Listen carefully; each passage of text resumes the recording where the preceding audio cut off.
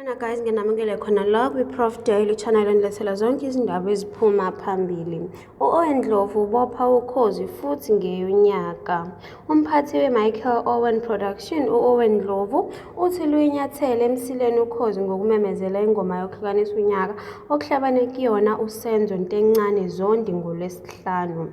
Uthe ngesonto elizayo uzofaka amaphepha enkantolo njengoba efuna lo msakazo umhlawulo ngo-10 million wokusebenzisa umqondo wakhe.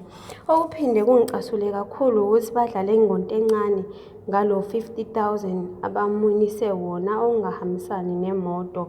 Lo mculi wenze amavoti angaphezu kuka-400,000 kodwa wanikwa amakinati.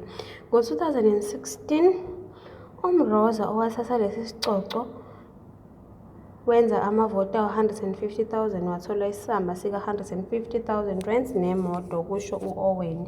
Uthe ufuna ukwazi i-SABC iyenzeni imali yabantu abebevotela abaculi. Ngokwamavoti athathe indawo yokuqala wenze amavoti angu-433,142 enze isamba sika-649,000 and 713 rands. Uma uphindaphinda o-150 bama-SMS isibili, uma amavoti angu-217,820 enza u-326,000 rands and 730 rands. Uqhubekile wabala kanjalo. Isiyonke le mali i-1 million, 1.4 million and 98,932. Kule mali umculo othathe indawo yokuqala ukonyuliswe u-50,000, isibili kwaba u-30,000, isithathu kwaba u-20,000.